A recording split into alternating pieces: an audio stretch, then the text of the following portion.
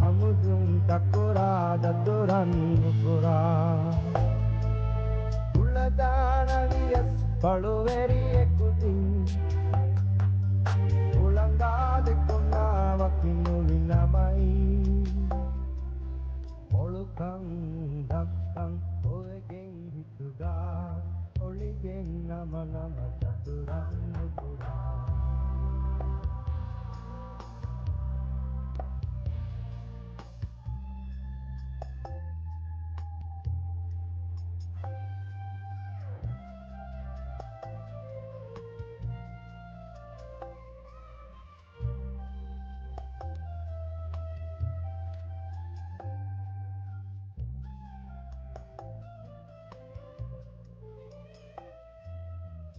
Lemma bodu otakasipa Dia gandu ke namai ekuga Payasha oevar tangalan bala Dia lekati saduran pura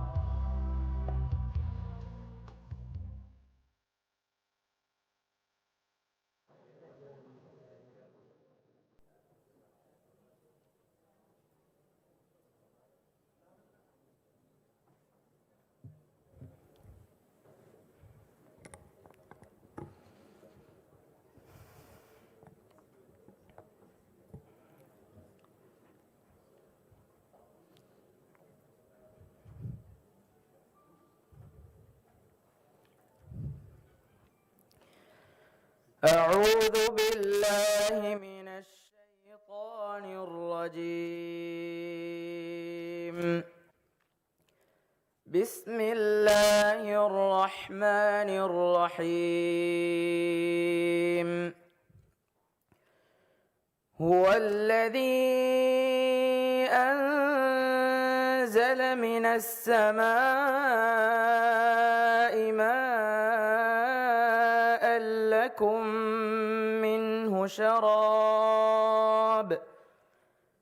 لكم منه شراب ومنه شجر فيه تسيمون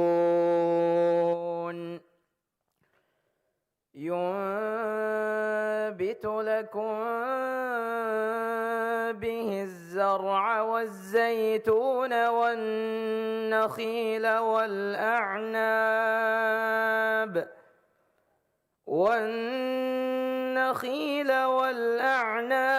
ومن كل الثمرات إن في ذلك لآية لقوم يتفكرون وسخر لكم الليل والنهار والشمس والقمر والنجوم مسخرات بأمره إن في ذلك لآيات لقوم يعقلون وما ذرأ لكم في الأرض مختلفا ألوانه إن في ذلك لآية لقوم يذكرون وهو الذي سخر البحر لتأكلوا منه لحما طريا وتستخرجوا منه حلية تلبسونها وترى الفلك مواخر فيه ولتبتغوا من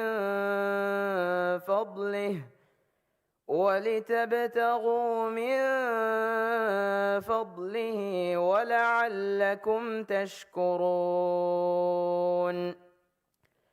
وألقى في الأرض رواسي أن تميد بكم وأنهارا وسبلا لعلكم تهتدون وعلامات وبالنجم هم يهتدون أفمن يخلق كمن لا يخلق أفلا تذكرون وإن تعدوا نعمة الله لا تحصوها إن الله لغفور رحيم.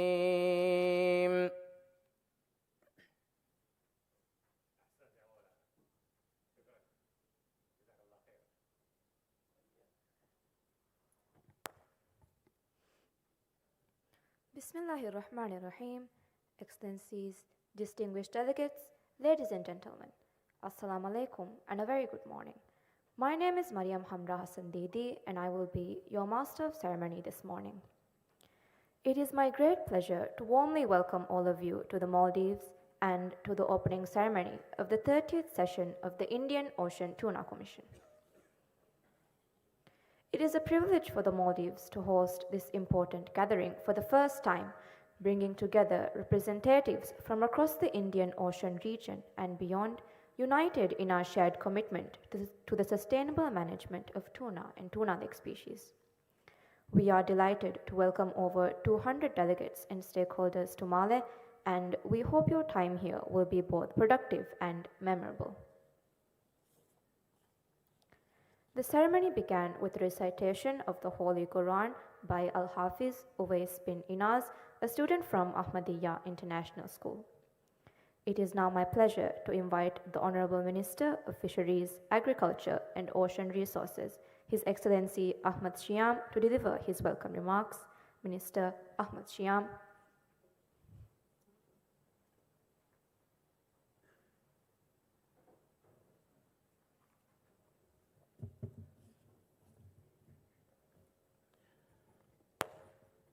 Bismillahirrahmanirrahim. Your Excellency, Honorable Minister of Foreign Affairs, Irtisham Adam, Honorable Minister of Economic Development, Transport and Trade, Muhammad Saeed, Honorable Minister of Climate Change, Environment and Energy, Ali Sharif, heads of delegation, representatives of contracting parties and cooperating non-contracting parties, the Secretariat, ladies and gentlemen, Assalamu alaikum and a very good morning. It is my great honor to welcome you to the Maldives for the 30th session of the Indian Ocean Tuna Commission. For the Maldives, hosting this commission is deeply meaningful to us, especially as an island nation whose history, economy, and identity have always been shaped by the ocean. You have arrived right at the turn of our monsoon season, a time when our seas become more demanding and unpredictable. Yet across our islands, fishermen continue to head out to sea every day as generations before them have done. Their resilience and commitment are a reminder of why the work of this commission matters so profoundly to the Maldives and other coastal communities across the Indian Ocean. Under the leadership of His Excellency President Dr. Mohamed Muiz, the government of Maldives has placed strong emphasis on strengthening the fisheries sector, modernizing our industry, supporting fishing communities, and reinforcing our role as a responsible steward of the Indian Ocean. It is that spirit that our government gave its full support to hosting this meeting here in Male, and I would like to express my sincere appreciation to His Excellency President Dr. Mohamed Muiz for his strong support in making this happen. This decision reflects the importance we place on collaborative management of the Indian Ocean's tuna resources and on strengthening partnerships across our region. I would also like to take this opportunity to sincerely thank all those who worked tirelessly to make this meeting possible. The staff of the ministry, the IOTC Secretariat, partner agencies, volunteers, and everyone working behind the scenes over many months. Hosting a meeting of this scale is no small undertaking for a small island nation, and this event reflects their extraordinary dedication and hard work. This meeting is also particularly meaningful for Maldives because it reflects the growing role that Maldivians are playing within the work of Commission itself. As a coastal state deeply connected to the Indian Ocean, we value the opportunity not only to participate in these discussions, but also to contribute actively to strengthening cooperation within the IOTC framework. Ladies and gentlemen, I do not come before you today only as a minister. Like many Maldivians, I come from a fishing family. I come as the grandson of a fisherman and the son of a skipper. I grew up hearing stories from fishermen about patience, responsibility, and respect for the ocean. In the Maldives, sustainability has never been an abstract concept. Long before the term became common in international policy discussions, our communities understood that the health of the ocean determined the well-being of future generations. That understanding continues to guide our fisheries policies today. The tradition of taking no more than the sea can offer was handed down to me, and I strongly believe that it is my duty as a Maldivian and as a minister to faithfully pass it on to those who will inherit these waters after us. Distinguished delegates, one of the most important discussions before us this week concerns the conservation and management of yellowfin tuna.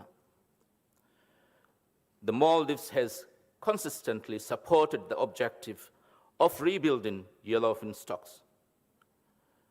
Since the adoption of the first rebuilding measures in 2016, we have taken significant steps nationally to reduce pressure on the stock, including changes within our fisheries and the suspension of our long-line sector. These measures have not come without cost. For small island developing states, conservation actions often carry very real social and economic consequences for fishing communities. Yet we accepted these responsibilities because we recognize the importance of ensuring the long-term sustainability of the resources. We therefore hope that the efforts and sacrifices made by responsible states are fully recognized within the work of this Commission. The Indian Ocean connects all of us. Its future will depend on our ability to work together with trust, fairness, and a shared sense of responsibility. The decisions we make during this session will have consequences far beyond this conference hall. They will shape the future of coastal communities, food security, livelihoods, and the sustainability of one of the world's most important tuna resources. On behalf of the government and the people of Maldives, I once again welcome you warmly to our islands. We hope your time here will be productive, constructive, and memorable. May our discussions this week reflect not only our national interest, but also our collective responsibility to ensure that the Indian Ocean continues to provide for generations to come. Shukriya, I thank you.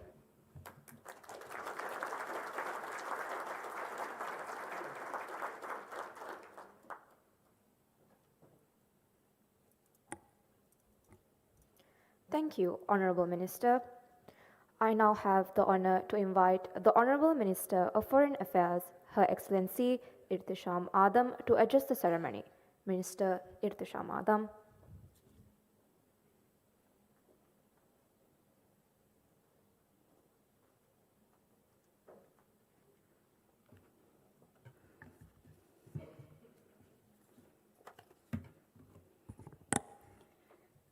Bismillahirrahmanirrahim. Minister of Fisheries, Agriculture, Ocean Resources, His Excellency Ahmad Shiam, my colleagues, distinguished honorable ministers, excellencies, ladies and gentlemen, I should emphasize that the chairperson of Indian Ocean Tuna Commission, Mr. Ahmad Ziyad, students and all participants, Assalamu alaikum wa rahmatullahi wa barakatuh. I extend a very warm welcome to the distinguished delegations of the member states of the IOTC. The Maldives is truly honored to host for the first time representatives and partners from a sector which is of great importance to our country. We commend His Excellency President Dr. Mohammad Muiz for undertaking this important initiative and also carrying it forward by our distinguished Minister Ahmad Shiam. Your presence here reflects our shared commitment to strengthening cooperation in sustainable fisheries management and to preserving our marine resources. It reflects our long-standing commitment to multilateral ocean governance. I am also from a fisheries family. My great-parents, I should say, grandfather and all of them were fishermen, the famous Buchage family. It is in our blood. It is in the blood of all Maldivians. We believe that this sector will progress, and the minister is very active with the team to continue this celebration. And once again, I extend very warm welcome to you here in this sunny side of Maldives. Most recently, when I was serving in London, we used to say tourism, tuna, and trade. So these are the most important priorities for the Maldives. Distinguished guests, we the people of Maldives are the children of the sea. The ocean is and has always been at the center of our lives. It is the heart of our economy and the source of our sustenance. It is the creator of our culture and the connections between us. It is the backdrop and the defining feature of the Maldivian life. I wish to highlight, I would also like to say at the heart of this identity is tuna, a resource that has shaped our livelihoods, identity, and heritage for decades. Our sustainably caught tuna is known across the world, and tuna fisheries, the ocean, is an integral part of who we are, which is why the Maldives, however small in size we may be, has always made our voice heard on fisheries in this region and around the world. I wish to highlight 3 points as you begin your deliberations today. First, the Indian Ocean is home to over a third of the world's population. It tides binds our shores. Its fisheries sustain our communities, and its environmental conditions shape our collective resilience. It has long served as a vital hub for global trade and livelihoods across continents. And these waves that bind us necessitates cooperation, stability, and trust among all those who share it to address many challenges we face, from climate change and biodiversity loss to trade, commerce, and maritime security and sustainable development. No country alone can tackle these issues alone. It is our shared responsibility to secure the future of our ocean through cooperation and not competition. The Maldives stands ready to facilitate this collaboration, build consensus, and construct bridges. Second, as we consider ocean governance, we must not overlook the importance of multilateral frameworks and their coherence with regional bodies. At the core of global ocean governance framework, the United Nations Convention on the Law of the Sea, UNCLOS, remains a fundamental instrument guiding our cooperation in ocean governance. At the same time, fisheries governance must continue to align with evolving international ocean frameworks such as the BBNG agreement. In 2024, the Maldives ratified the BBNG agreement, signifying a landmark milestone in our commitment to the protection and sustainable use of the ocean and its resources. Alongside UNCLOS and the BBNG agreement, our partnerships with specialized agencies are vital to advancing the broader objectives of ocean governance and fisheries management. While these global frameworks are essential, it is equally important to ensure that the global and regional systems complement one another and work coherently towards shared goals. Third, institutions responsible for ocean governance must consider the specific realities and capacities of all countries in their decision-making. SIDS, the small island developing states like the Maldives, are among the countries that depend on marine resources the most and therefore most impacted by global overexploitation and environmental degradation that they often contribute the least to. And so, an effective and equitable system of ocean governance must move beyond one-size-fits-all approaches and respond to the distinct needs of each country, particularly those of SIDS. Technology, transfer, financing, and capacity building are crucial for SIDS to meaningfully engage in fisheries governance and implication. And so is our meaningful representation in decision-making processes as we may benefit fairly. Distinguished delegates, honorable ministers, the Indian Ocean has long been the meeting point for civilizations, trade routes, cultures. As you begin your deliberations, let us focus today not only on negotiating technical measures, but on building consensus, forming partnerships, and maturing and nurturing our mutual understanding. Let the tides that bind us lead towards the future of prosperity, connectivity, and resilience for our people and their futures. I thank you. Wassalamu alaikum wa rahmatullahi wa barakatuh.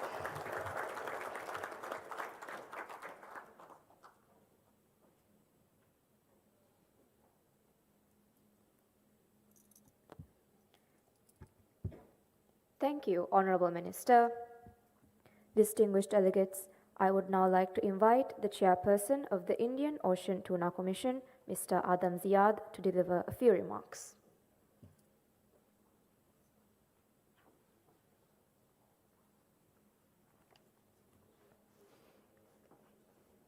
Honorable Ministers, distinguished delegates, and colleagues, good morning and assalamu alaikum. Like other speakers before me, it is my honor to welcome you all to the 30th session of the Indian Ocean Tuna Commission. It is a privilege to stand before you today at the opening session of the IOTC, a commission that has shaped my professional life in more ways than one.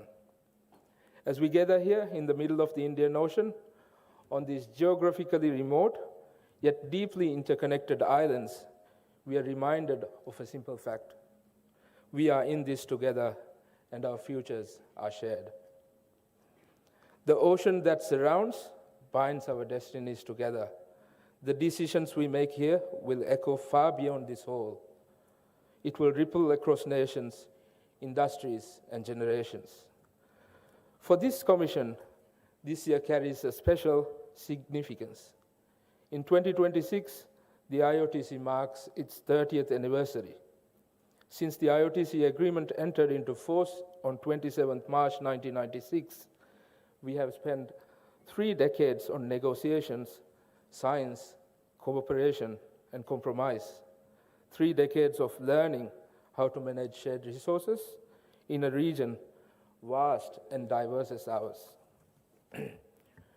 Despite this history, we find ourselves in a moment where progress sometimes feels slow. And the challenges feel heavier than ever and increasingly complex. I see this as a sign of how far we have come. I take this as a sign of maturity and progress. In the years gone by, we addressed the simpler issues, the low-hanging fruits. Those tasks are now largely behind us. What remains are the most difficult decisions, the ones at the top of the tree that can only be reached through collaboration, persistence, and trust, the ones that require teamwork, ladders, and steady hands at the base. In recent years, we have discussed issues that are difficult, and we are now in a period where we are working on management procedures, interim cash limits, and the system to enforce and monitor those cash limits. These are topics that are not simple by any means. These are fruits that are harder to pick, yet more fulfilling and rewarding. At the very top of this tree sits the most demanding fruit to pick, the allocation of fisheries resources. Allocation is at the heart of the Commission. It tests our unity, our sense of equity, and our willingness to think beyond the short term. It is not an easy task by any means. The discussions are difficult, the positions are deeply held, and the climb seems demanding. Yet, if we succeed, the outcome has the potential to strengthen confidence in the system we have built together over the 30 years. In no way another decision can. The reward, if we reach it, will be far sweeter than anything we have achieved. Distinguished delegates, while the work on allocation continues, the session offers an opportunity to make important progress elsewhere. We must set our priorities and continue to advance our work on cash limits, such as the proposal tabled this year on swordfish. We must make tangible progress on bycatch mitigation, and we must reinforce the foundations of our management by strengthening transshipment measures, vessel monitoring, and data submission. These are essential to transparency, credibility, and sustainability. I fully understand how demanding this work can be. For many of us, this setting feels familiar. I have spent years here as a national delegate, sharing long evenings and intense negotiations and countless moments when progress felt elusive. I too have left sessions scratching my head, wondering how consensus slipped away and wondering how we might move forward. But I've also felt the greatest sense of achievement and fulfillment in my career through the work of this commission. Because every year, every step we take, no matter how small, contributes to protecting livelihoods, improving ocean health, and securing the future of our fisheries.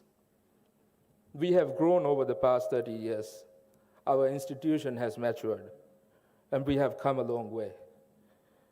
We, as the Commission, can take immense pride in some of the resolutions we have adopted and the systems we have put in place.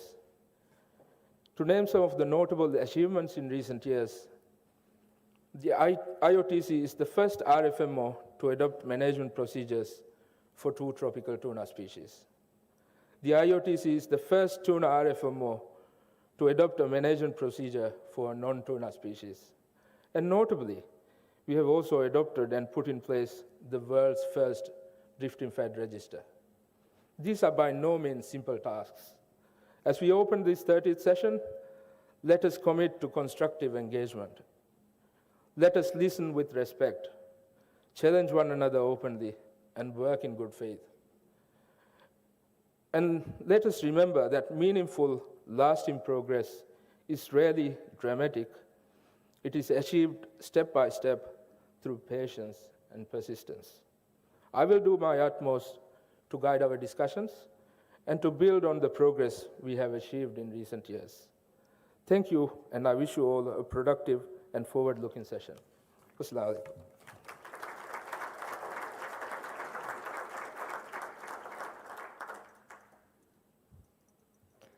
Thank you, Chairperson. Distinguished delegates, this brings us to the close of the opening ceremony. The session will resume at 10:15 following a short break for refreshments. All heads of delegation are kindly requested to assemble for a group photograph in front of the banner located at the hotel entrance downstairs. We thank you for your presence and wish you a productive and successful session ahead. Please enjoy the break and we look forward to welcoming you back shortly. Thank you.